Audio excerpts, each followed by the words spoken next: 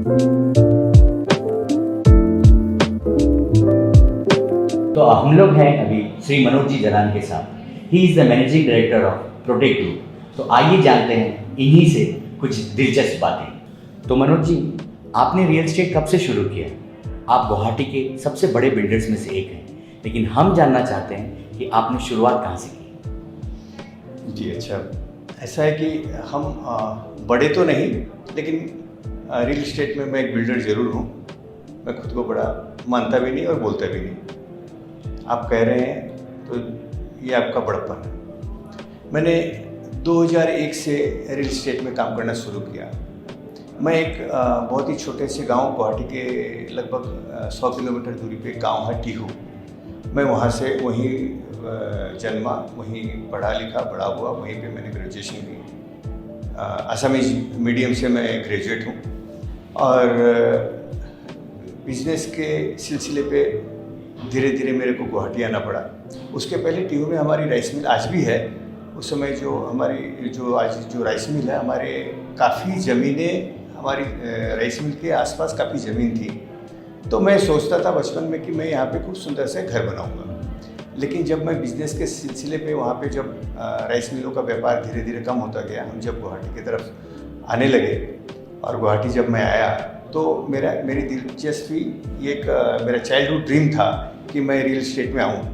और मैंने 2001 में पलटन बाज़ार में मेरा पहला प्रोजेक्ट मैंने बनाया था, अंबिका अपार्टमेंट बोल के। और उसी तरह से मैं धीरे धीरे जो है रियल एस्टेट की तरफ आगे बढ़ता चला गया और जो आज के इस मुकाम पे मैं हूँ।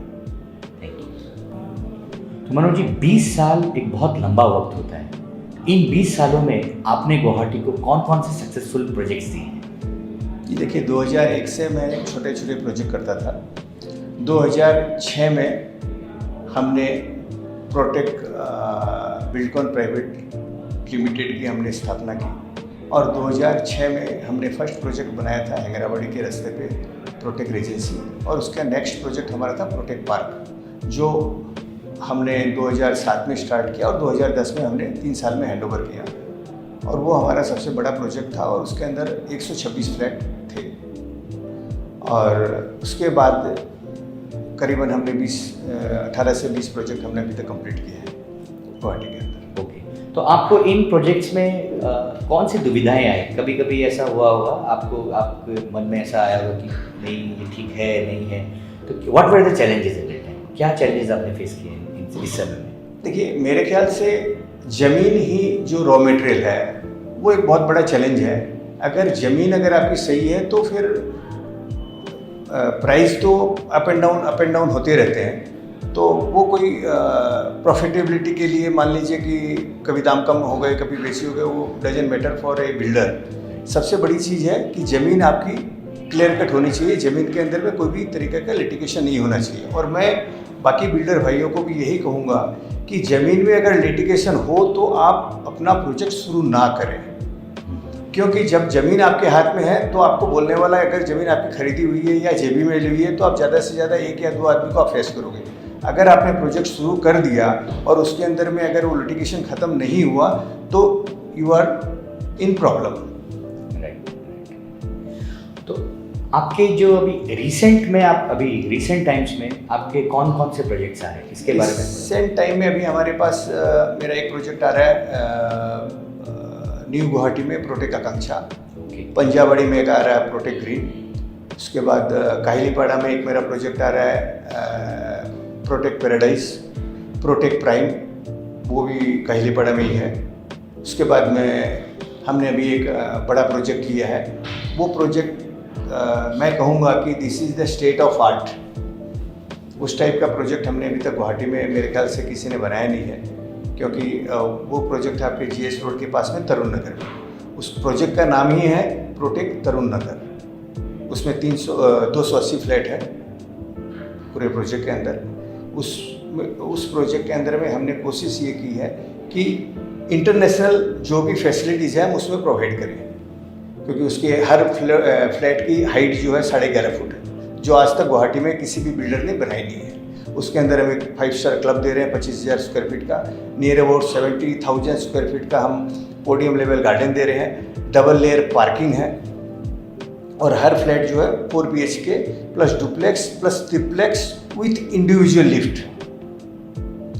तो हमारी कोशिश ये है कि एक बहुत अच्छा प्रोजेक्ट बने, अच्छी सोसाइटी बने, और वो हम करने की कोशिश कर रहे हैं। उसके आर्किटेक्ट हैं आपके Ali Abbas, mister Ali Abbas from Mumbai, local architect mister Anjay Gupta. उसके अंदर लैंडस्केप आर्किटेक्ट हमारे थाईलैंड से हैं। तो इस प्रकार से हमारी कोशिश है कि एक अच्छा प्रोजेक्ट मिले। अली अब्बासी, मैं इसमें एक मेंशन करना चाहूँगा कि mister Ali Abbasi is the from Dubai originally.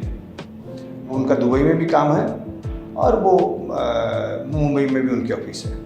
तो वही हमारे आर्किटेक्चर, और उसके structural designer mister doctor Sanjeev Pareek from Kolkata, तो जिन्होंने 64 माले की बिल्डिंग ऑलरेडी गुवाहाटी में बनाई, कोलकाता में बनाई है। और ये बिल्डिंग हमारी, इसकी हाइट रहेगी नियर अबाउट 200 फीट, और G+17 ये बिल्डिंग हमारी रहेगी। क्या नाम बताया आपने इस प्रोजेक्ट का?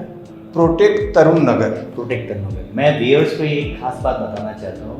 प्रोटेक्ट तरुण नगर, जो अभी सर ने मुझे बताया, 16-17 माले की बिल्डिंग है, and the architects are international. जैसे सर बता रहे थे, from Singapore, from Dubai, from Kolkata and from Guwahati. Yes. तो ये तीनों चारों आपने बहुत इसमें इम्प्रोवाइजेशन किया। मेरे ख्याल से आज तक गुवाहाटी में ऐसा कोई इंटरनेशनल आर्किटेक्ट लेके तो कोई प्रोजेक्ट आया नहीं है अभी तक। मैंने तो नहीं सुना अभी तक। Okay okay. सो मैं व्यूअर्स को यही बात बताना चाहता हूँ कि the state of art is increasing. आज की डेट में जो गुवाहाटी में प्रोजेक्ट बन रहे हैं, जो मनोज जी बना रहे हैं, that is going to be wonderful. तो मनोज सर, एक आखिरी सवाल, आपकी सक्सेस का क्या राज है? আমি সবেই জানিব বিচাৰোঁ যে সফলতা অৰ্জন কৰিবলৈ কি কৰা উচিত? সফলতা অৰ্জন কৰিবলৈ প্ৰথমে আপোনাৰ ডেডিকেশ্যনটো লাগিব। এই ব্যৱসায়ৰ ক্ষেত্ৰত মানুহে বিশ্বাস কৰি পেলাই, যেনেকৈ আমি এটা মাটি এটুকুৰা লৈ পেলাই আমি তাতে যেতিয়া ফ্লেট বনাওঁ, আমি ফ্লেট দিওঁ 3 বছৰ পিছত, কিন্তু আমি এখন ব্ৰচাৰ বনাই পেলাই আমাৰ যিখিনি কাষ্টমাৰ আছে তেওঁলোকক আমি ব্ৰচাৰ দেখাই পেলাই তেওঁলোকে বিশ্বাস কৰি পেলাই আমাৰ পৰা তেওঁলোকে এটা প্ৰপাৰ্টি কিনে, যিটো নেকি দাম 40 লাখৰ পৰা 2 কোটি, 1 কোটি, 1.5 কোটি, 2 কোটি টকালৈকে হ'ব পাৰে। গতিকে তাতে বিশ্বাস ৰখাটোৱে আচল কথা, যে মই তাত কি কোৱালিটি ব্যৱহাৰ কৰিছোঁ, কি চিমেণ্ট ব্যৱহাৰ কৰিছোঁ, কি ৰড ব্যৱহাৰ কৰিছোঁ, কেনেকুৱা বালি ব্যৱহাৰ কৰিছোঁ, কেনেকুৱা পাথৰ ব্যৱহাৰ কৰিছোঁ, কেনেকুৱা বাকী মেটেৰিয়েলছখিনি মই ব্যৱহাৰ কৰিছোঁ তাত, বা কেনেকৈ মই বনাইছোঁ, সেই মোৰ ক্ৰেতাই নেজানে। সেইখিনি বিশ্বাস মই তেওঁলোকে মোৰ ওপৰত আস্থাভাজন হ'ব লাগিব, বা তেওঁলোকে হৈছে, আৰু সেইখিনি বিশ্বাসটো মই ৰাখিব পাৰিব লাগিব ভৱিষ্যতলৈকে। তেতিয়াহে মই সফলতা অৰ্জন কৰিব পাৰিম। সেয়ে মই মোৰ বন্ধু বান্ধৱসকলক এইটোৱে কওঁ যে আপোনালোকে এই ক্ষেত্ৰত বিশ্বাসযোগ্যতাটো বনাই ৰাখক। বিশ্বাস থাকিলে আপুনি অট'মেটিকেলি আপুনি আগলৈকে উঠি যাব পাৰিব। মানুহে আপোনাক বিচাৰি আহিব।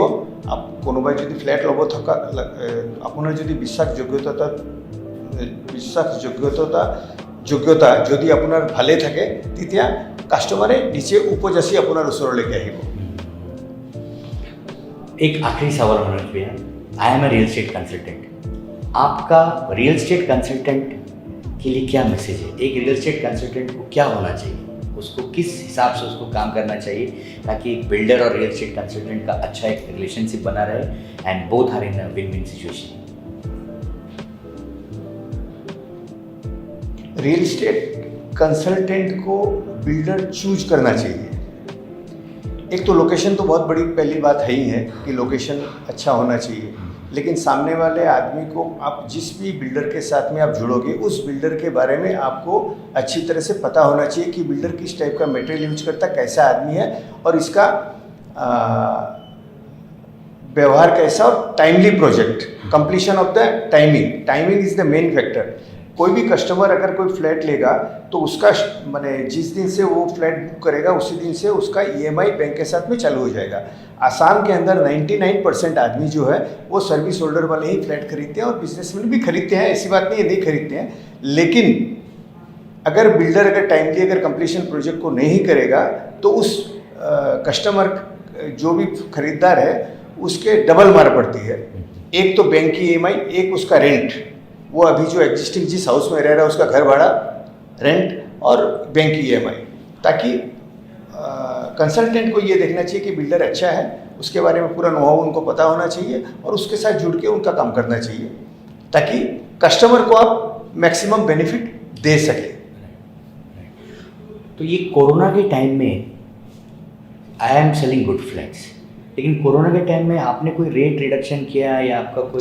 जी बिल्कुल नहीं, नो ओके। क्योंकि कोरोना की वजह से मेटेरियल्स के दाम कम नहीं हुए, कोरोना की वजह से लेबर के रेट बढ़ गए, तो हमने कोई रेट कम नहीं किया। जो भी रेट एग्जिस्टिंग रेट जो पहले था वही रेट आज भी है और कोरोना के टाइम पे था। हाँ, कोरोना के टाइम पे कुछ सेलिंग माने लोगों की इंक्वायरी वगैरह आनी बंद हो गई, लोग बाग निकल नहीं पा रहे थे, लेकिन after corona market is good.